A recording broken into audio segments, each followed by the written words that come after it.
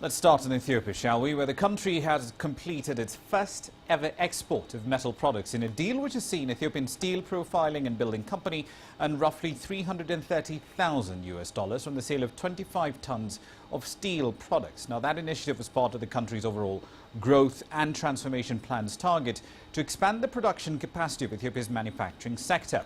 Now, the plan had outlined measures to enable some 56 or so companies to start exporting metal products from 8 key sectors, and that includes reinforcement bars, profile metal, electric and telephone cables and nails, engineering products, as well as automotive and household equipment.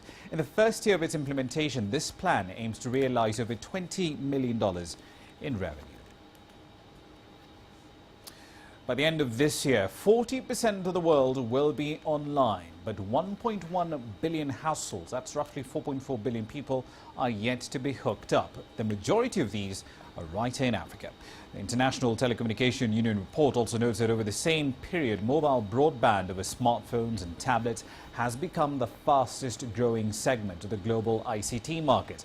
Now, the Measuring the Information Society report for 2013 paints Africa both ways, with several African countries like Seychelles, Zambia and Zimbabwe being ranked amongst the most dynamic group of countries. Now, these have recorded above average improvements in the report's rankings year on year. The flip side of the report, however, points out that 90% of the globe's 1.1 billion households not yet connected to the internet are in the developing world.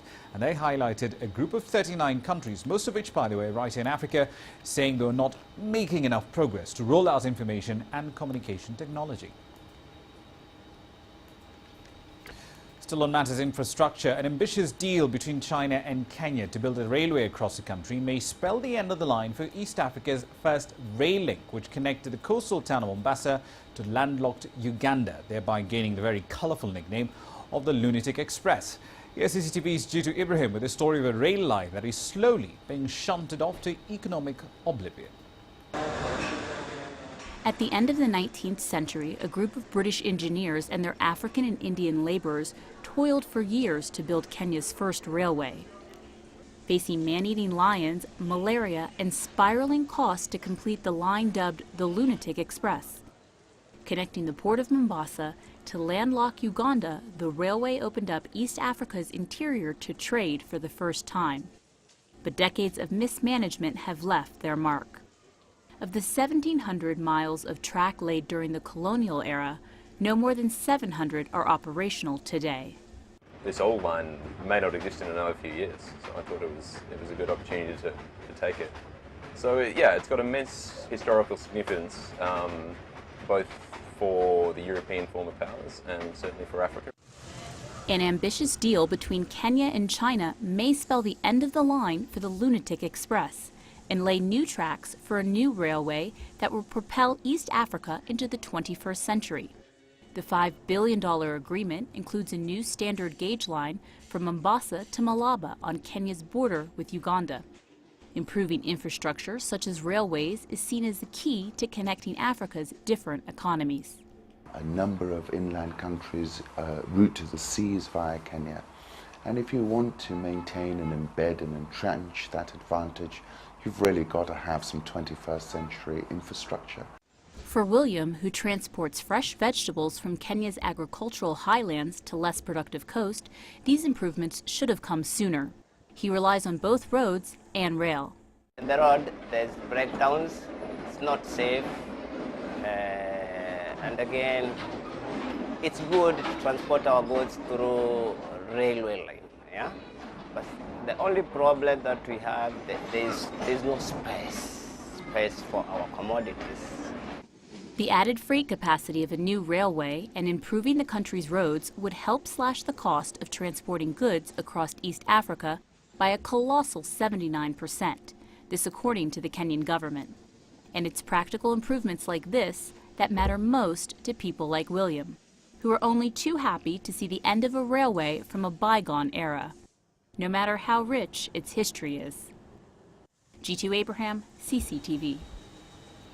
Now let's take you over to Paris, where the 13th International Economic Forum on Africa, hosted by the OECD, is currently underway in the French capital as we speak. Speakers over there do include the OECD Secretary General Angel Guerra, the Senegalese President Macky Sall, the French Finance Minister Pierre Moscovici, also the African Development Bank's President, Monsieur Donald Kaberuka, the Central Bank Governor of Nigeria as well, Lamido Sanusi, and of course Senegalese Finance Minister Amadou Kone. Now, the topics under discussion at this event do include how infrastructure and border procedures as well can be used, or rather are major barriers for Africa to join the global value chain, global agribusiness trade facilitation and the FDI as well. Now, to crystallize just what the substance of the discussions of the forum are, we've got Miriam Bemard joining us live from London right about now, the latest discussions from that end of the world. Miriam, the OECD essentially projecting here that West Africa will lead the rally, the recovery, if you will, of African GDP growth. What factors might hinder that recovery? Well, Ramo, there are a lot of factors at play stunting the growth of many African economies, the European debt crisis and uncertainty in the U.S., of course, but also, we've seen inflationary pressures stemming from higher food and fuel prices, and in some East African countries, rapid credit expansion and depreciation of exchange rates. Places like Sudan, of course, had inflation as high as 36%. And the OECD says the balancing act is to create a trade-off between supporting growth and controlling domestic inflation. Indeed, but raising FDI flows has been really the mantra for a lot of African economies over the last couple of years. But how then can these same economies also mitigate the risks that come with being dependent on FDI flows into their economies? Well, experts that we spoke with today are saying that, and recommending as well, it's all about creating more diversity, meaning in mining, oil and gas reserves are limited, and many African economies need to create a link between these sectors that they very much depend on, and ones that provide long-term financial benefits like manufacturing, agriculture and the service sector. Now, the key is to avoid imports being cheaper, which makes domestic firms less able to compete internationally, very much constraining the growth of certain sectors. So new FDI flows can actually help with a structural transformation of the economy, if you will, creating higher productivity and, of course, better wages. Indeed. Finally, the commodities, of course, have been the key driver, if you will, of GDP growth in Africa for the last decade. But governments on the continent have been criticized for not using the revenues from natural resources in an appropriate manner. According to the OECD, what should they be doing differently? Well, the idea is to help economies gain knowledge and experience to actually negotiate large contracts with international firms in those sectors. Critics argue actually that the UN Development Program needs to do more to help prepare African governments to essentially negotiate better contracts and then manage those contracts. Many African countries that are heavily reliant on extractives for public finances and access to foreign currency have had to deal with very volatile commodity prices. Of course, this is the first wave that we've seen in the last few years, and they're very much unprepared. Sharp fluctuations in prices can disrupt public spending and affect their ability to actually import essential goods and services. Indeed, we'll have to leave it there. Thank you very much for that update. That's CCTV's Miriam Bemard live in London with the latest, of course, on the OECD's economic conference on Africa. Now, speaking of more macro data from the continent, let's move on to the World Bank. It has described sub-Saharan Africa's growth as strong, and it is projecting that it will close the year at 4.9%. The Bretton Woods Institution notes that close to a third of the countries in the region are growing at 6% and above, while more African countries are joining the fastest growing economies in the world. Now, the World Bank's new Africa Pulse report notes that remittances have topped $33 billion a year, and that there is rising private investment happening in the region as a whole. The bank projects GDP growth in Africa will continue to rise to pick up at 5.3% in 2014 and 5.5% in the year thereafter. Strong government investments into higher production in mineral resources, agriculture and the service sectors as well are supporting the bulk of economic growth on the continent. Now, over in East Africa, Uganda plans to double its installed generation capacity in the next 4 years, mainly due to an anticipated spike in demand. The expansion has been mainly driven by growth in the oil sector and other industries as well. Now, next to 400 megawatts of generation capacity will be needed by 2018 when a new oil refinery gets on to work. Here's CCTV's Isabel Nakiri with that report from Uganda. By 2018, Uganda needs to increase its power generation, currently at about 380 megawatts, if it's to meet a 10% annual growth in demand. 2 hydropower generation plants are currently being developed, the Karuma and Simba power plants. Together, they will generate about 788 megawatts of energy. Power generators say the country needs to ramp up electricity generation, otherwise there will be severe shortfalls.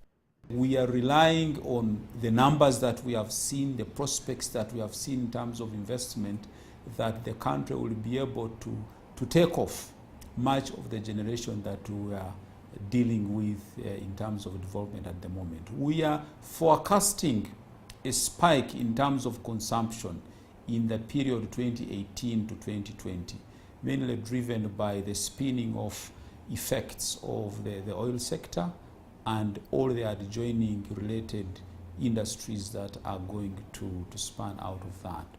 Uganda expects a spike in consumption of electricity between 2018 and 2020. Regulators forecast this will be driven by a growth in oil sector and other industries. The coming into production of the oil refinery in 2018 will also create an additional demand of about 400 megawatts. And the plan is to have that self-contained because the byproducts of the oil refinery are also going to be used in energy generation. So you're looking at 150 megawatts in the medium term, but an additional 400 megawatts, and much of that is going to be generated through the oil residual product. Industries in Uganda consume 60% of power generated. The other 40% goes towards household and other users. Last year, Uganda commissioned a 250 megawatt Bujagali power dam to boost the severe deficit the country was facing. Uganda also generates additional power from thermal and mini hydro plants. Plans to generate solar power are underway, and the Energy Ministry says if there are any excesses, then it will be exported to neighboring countries. Isabel Nakiria, CCTV, Kampala. At 17:40 GMT, we're taking a short break here on BizAfrica, but there's plenty more coming up. South Africa's motor industry is back to work, but are these strikes just a symptom of a deeper disease? We'll be live in Johannesburg when we come back.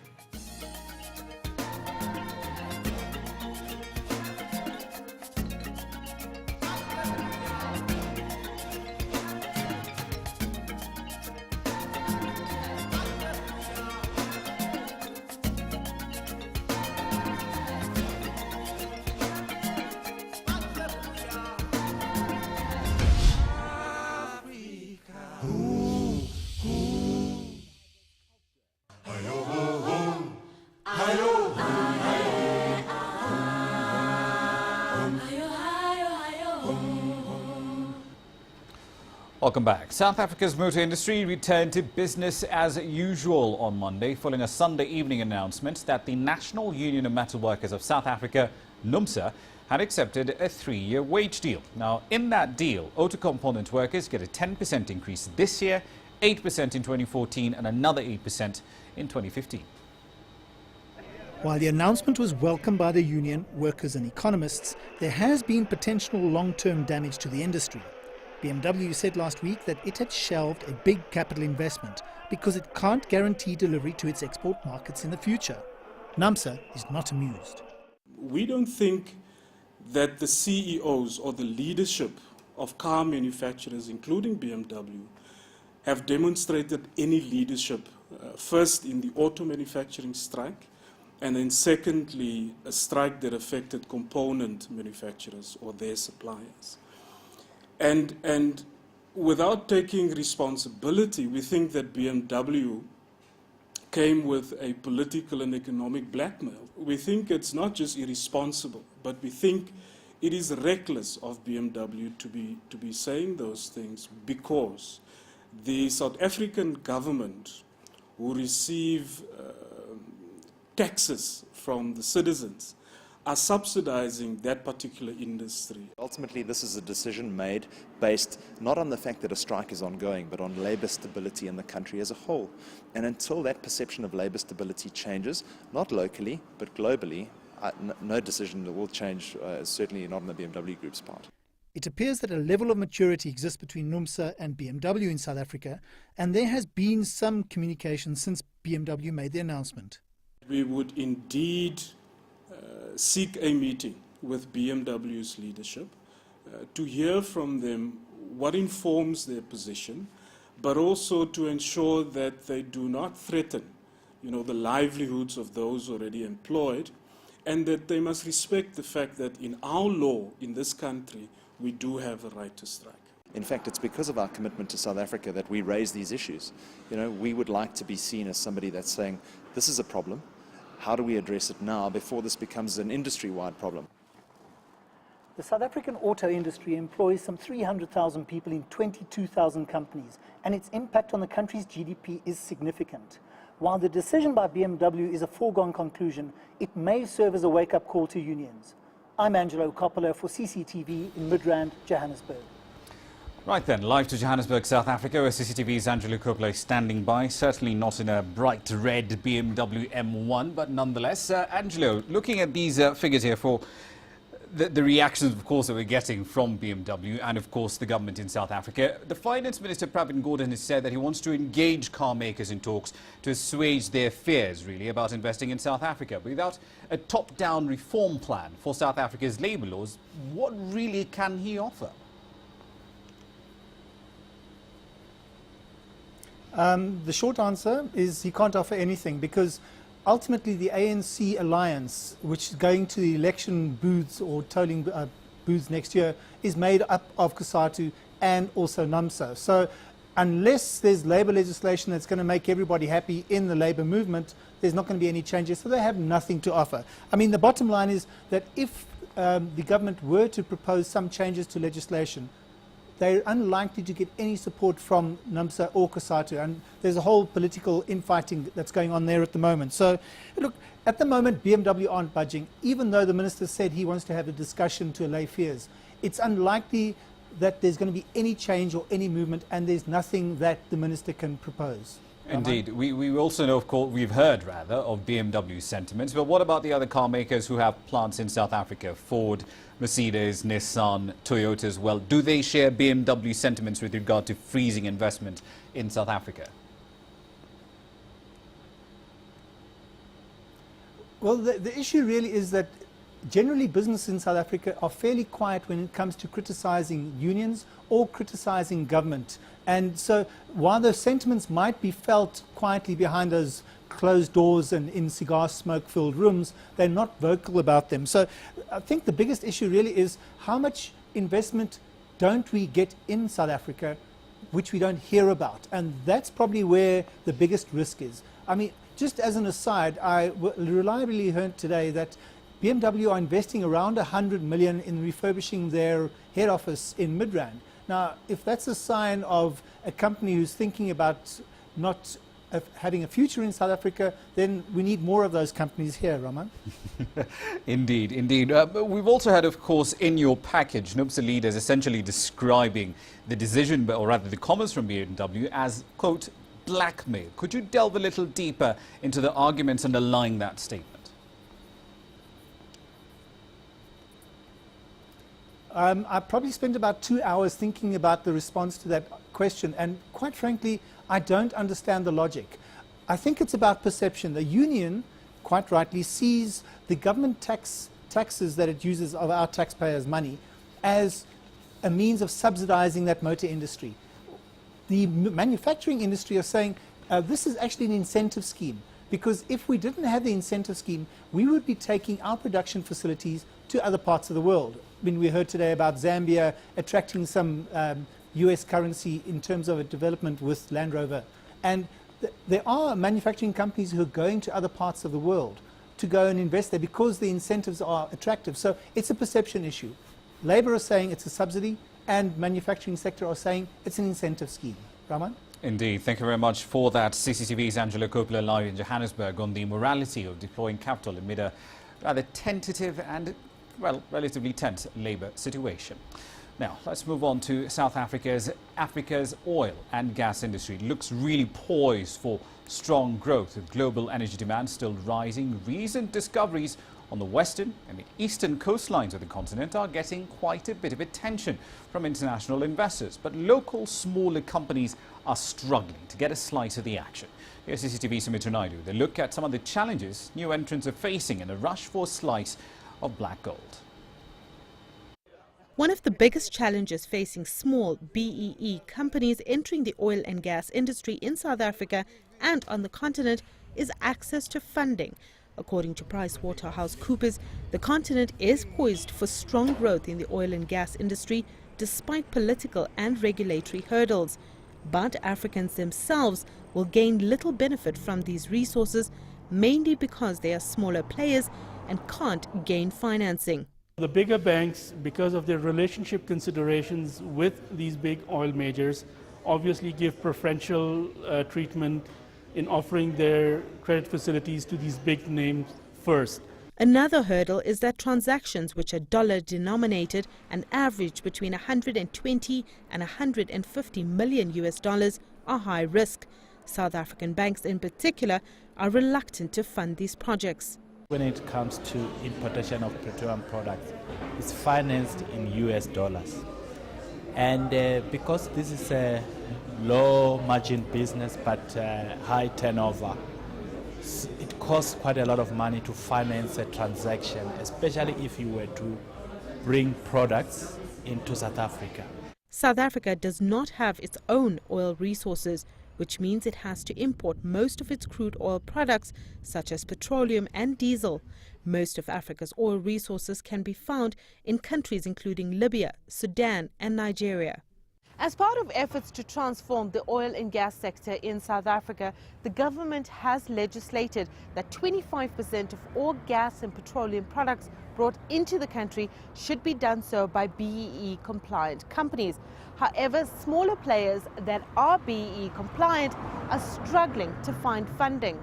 When it comes to much bigger transactions, where you now start to involve the banks for letters of credits or other financial instruments, it then comes down to the cost of that finance, which in South Africa compared to a counterpart you could get in Singapore or Europe, is just much more expensive.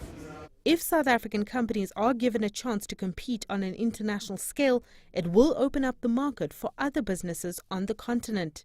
There is a huge domestic requirement for both crude and products like diesel, but at the same time South Africa is strategically an entry point for the oil flows into the neighboring countries as well. Smaller companies in the sector are struggling to survive because of a lack of funding. But if international investors are willing to make money available to these companies, it will enable small business to compete in the international market. Sumitra Naidu, CCTV, Johannesburg. Right, a bit of political content for you now. The Ethiopian Parliament has elected Dr. Mulatu Teshome to be the country's new president on Monday. The 57-year-old, who was Ethiopia's ambassador to Turkey until his appointment, replaces Girma Walde Gorgis, who served for 12 years. Here's CCTV's Gurum Chala with the details. This is the fourth presidential election for Ethiopia since the ruling EPRDF party took power 22 years ago, replacing the incumbent Girma Walde Gorgis, the former ambassador of China and recently Turkey. Dr. Mulatu Teshome became the new president of the Eastern Africa country.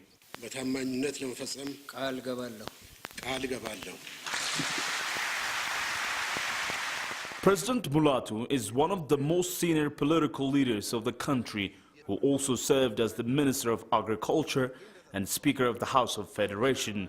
Days before this election held in the Ethiopian Parliament, the public was expressing its interest, even through social media, as to who will take the office in which the former president stayed for 2 terms, that is 12 years.